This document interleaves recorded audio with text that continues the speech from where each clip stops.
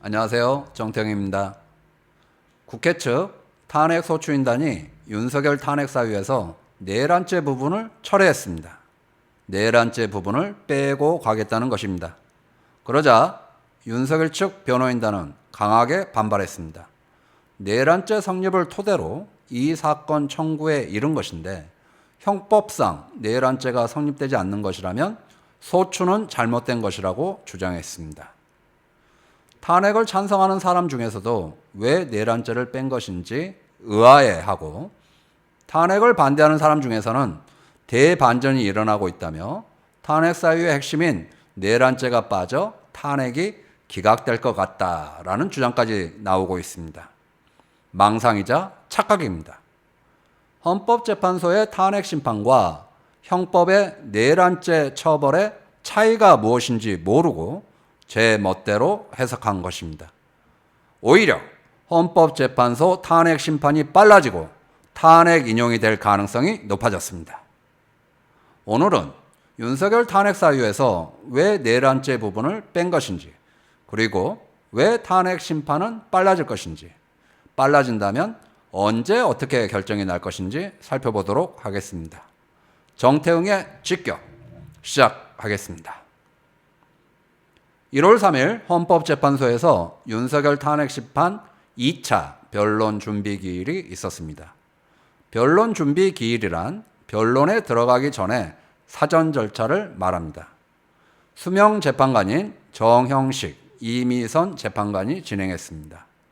수명 재판관이란 수명, 즉 임명을 받은 재판관이라는 말로 본격적인 재판에 앞서 주요 쟁점을 단순하게 압축하는 역할을 하는 재판관을 말합니다. 국회 측에서는 탄핵소추단장인 정청래 법제사법위원장과 국회 측 대리인단 공동대표인 전 헌법재판관 김희수 변호사 등이 참석했습니다. 윤석열 측에서는 배보윤 변호사, 배진환 변호사 등이 출석했습니다. 이날 윤석열 측은 탄핵 심판에 180일은 보장되는 기간이고 졸속으로 결론을 내면 안 된다라고 주장했습니다. 최대한 시간을 끌겠다는 것입니다. 아울러 대통령 탄핵 사건 심리보다 야당의 줄탄핵에 대한 사실조사와 판단이 먼저 이루어져야 한다. 계엄선포 배경에 무차별 탄핵이 있었다. 대통령을 먼저 탄핵하고 다른 공직자 탄핵 사건이 기각되면 거대 야당의 행정부 마비 시도에 헌재가 면죄부를 주는 꼴이 될 것이다 라고 주장했습니다. 윤석열을 포함해 한덕수 국무총리, 박성재 법무부 장관, 조지호 경찰청장 등 10건의 탄핵 사건이 있습니다. 다른 사건을 먼저 처리한 후 맨 마지막에 윤석열을 해달라고 한 것입니다. 4월 18일 문재인 대통령이 임명한 문영배, 이미선 재판관 퇴임 이후까지 최대한 시간을 끌겠다는 것입니다. 이날 윤석열 측은 변론 준비 기일이 한 차례 더 필요하다고도 주장했습니다. 그러나 헌재는 이를 받아들이지 않았습니다. 이미선 재판관은 두 차례의 준비 기일을 통해 탄핵 소추 사유에 대한 청구인 측, 즉 국회 측 주장은 어느 정도 정리됐고 대부분의 증거도 제출한 것으로 보인다. 피청구인 측, 즉 윤석열 측이 답변서와 증거를 제출하지 않았지만 변론 기일에도 제출이 가능하다며 변론 준비 절차를 마치고 변론 절차를 진행하겠다고 선언했습니다. 윤석열 측 시간 끌기에 제동을 건 것입니다. 한편 국회 측은 이날 탄핵 심판에서 사실상 내란죄를 철회했습니다. 내란죄는 형사재판에서 다투고 탄핵 심판은 내란 행위의 헌법 위반 여부만 집중하겠다는 것입니다. 불필요하게 형사상 내란 혐의까지 따지면 시간이 오래 걸릴 수 있으니 탄핵 사건을 빨리 끝내기 위한 것입니다.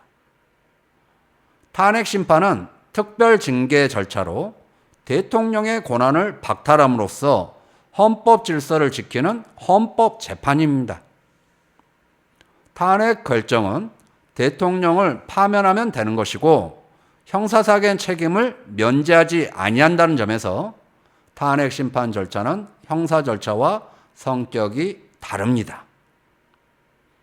형법상의 내란죄 입증은 무죄 추정 원칙에 따라 합리적 의심을 할 여지가 없을 정도로 입증해야 하므로 윤석열 측 증인 신청을 다 받아줘야 하는 등 시간이 오래 걸립니다. 반면 헌법재판소의 탄핵 심판은 헌법 위반 행위에 대한 징계, 즉 파면 여부를 결정하는 것이기 때문에 윤석열 측 증인 신청을 안 받아줘도 되는 등 시간이 빨라집니다. 그러자 국민의힘은 즉각 내란이 기재된 탄핵소추안을 수정하려면 국회가 다시 의결해야 한다고 반발했습니다. 그러나 과거 박근혜 탄핵 심판 때도 뇌물죄 등 형사법 위반 부분은 애초에 탄핵 사유가 있었다가 나중에 빠진 전례가 있습니다. 국민의힘은 탄핵 심판을 빨리하기 위한 꼼수다. 심지어 주진우 법률자문위원장은 헌법재판소가 내란죄 철회를 직접 권유한 것은 탄핵 인용이라는 예단을 내비친 것으로 헌법재판소와 민주당에 짬짬이 의혹까지 제기했습니다. 재판에 흠집 내고 탄핵 인용을 늦춰보려는 치졸한 여론전에 불과합니다. 다시 한번 말씀드리지만 탄핵 심판은 대통령을 파면하면 되는 것이지 형법상 내란죄로 처벌하는 것이 아닙니다. 헌법 위반을 중심으로 심판하는 것이 맞고 국가 비상사태에서 탄핵 심판을 빨리 하는 것은 꼼수가 아니라 정수입니다. 이날 헌법재판소는 위헌 위법 사유와 관련한 쟁점으로 첫째, 계엄 선포, 둘째, 계엄 사령부의 포고령 1호 발표, 셋째, 군대와 경찰을 동원한 국회 활동 방해, 넷째, 군대를 동원해 영장 없이 중앙선거관리위원회 압수수색하는 것 등 4가지로 정리했습니다. 위 4가지는 헌법재판관도 지켜봤고 국민도 다 아는 사실로 논란의 여지가 없습니다. 또한 명백히 위헌 위법하기 때문에 탄핵 심판은 빨라지고 윤석열은 파면될 것입니다. 이날 헌법재판소는 변론 준비 기일을 마치고 변론 기일을 잡았습니다. 일주일에 2번, 화요일과 목요일에 진행합니다. 과거 박근혜 탄핵 심판 때도 그랬습니다. 그에 따라 1월 14일과 16일, 21일과 23일, 그리고 설 연휴가 지난 뒤 2월 4일까지 5회 변론 기일을 공지했습니다.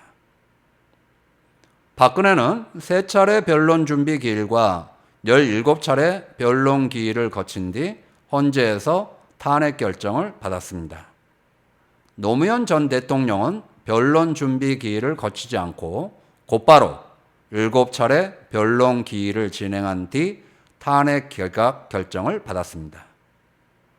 5회까지 변론 기일을 공지한 것이 매우 의미심장합니다.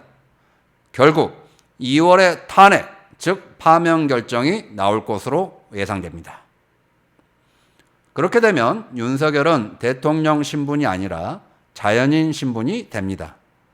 경호처도 방패막이 될 수 없습니다. 결국 머지않아 윤석열은 내란 우두머리로 체포, 구속, 기소, 재판을 받게 될 것입니다. 감사합니다.